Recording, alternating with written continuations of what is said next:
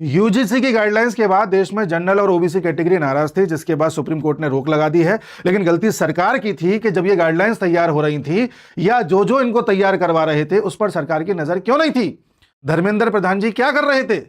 और आप जानकर के हैरान होंगे कि यूजीसी की गाइडलाइंस का ड्राफ्ट तैयार करवाने में एक अहम भूमिका निभाई है इंदिरा जयसिंह नाम की लॉयर ने, एडवोकेट ने। जब इनके बारे में आप इतिहास जानेंगे तो आपकी रूह कांप जाएगी।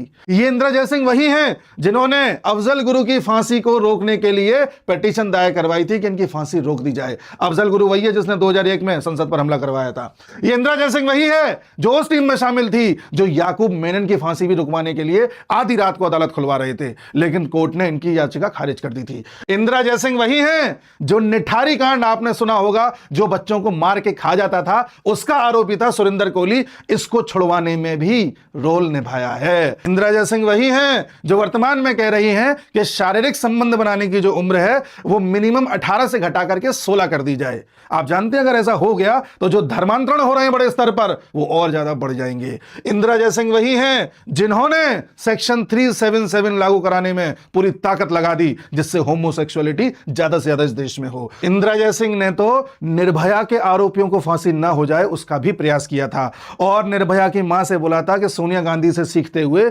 आरोपियों को क्षमा कर दो जिससे इन्हें फांसी ना हो जाए। तब निर्भया के पेरेंट्स ने गुस्सा निकालते हुए कहा था कि हाउ डेयर कि इंदिरा जयसिंह ऐसा सजेशन दे रही हैं। और निर्भया कांड तो हम सबने सुना है कि 2012 में किस तरह से दिल्ली की एक बस में 23 साल की लड़की के साथ बर्बरता की गई थी, जिसके बाद उसकी डेथ हो गई थी।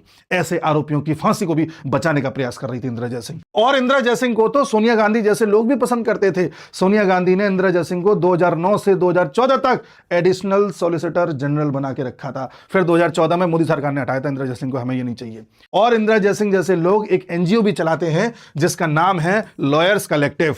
इस एनजीओ पर आरोप है कि सेक्शन 377 में भी भूमिका निभाई है, कई रोहिंग्यास को सिटीजनशिप मिल जाए इसमें भी भूमिका निभाई है, और सीए के तहत हमारे पड़ोसी देशों से आने वाले हिंदुओं को जो नागरिकता मिल रही थी वो न मिले इस पर भी कोशिश करी है।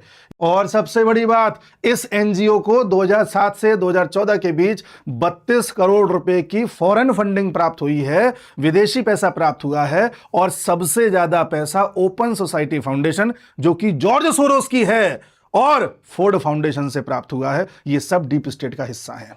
बाद में मोदी सरकार ने इनका एफसीआरए लाइसेंस कैंसिल किया है जिससे बाहर से फंडिंग प्राप्त ना हो। अब फंडिंग कहां से आ रही है पता नहीं। इस तरह के लोग न सिर्फ न्यायिक व्यवस्था में हैं बल्कि रोमिला थापर, इरफान हबीब के रूप में हमें गलत हिस्ट्री की बुक्स भी पढ़ाते आए हैं जिससे हमारी थिंकिंग गुलामों जैसी ही रहे।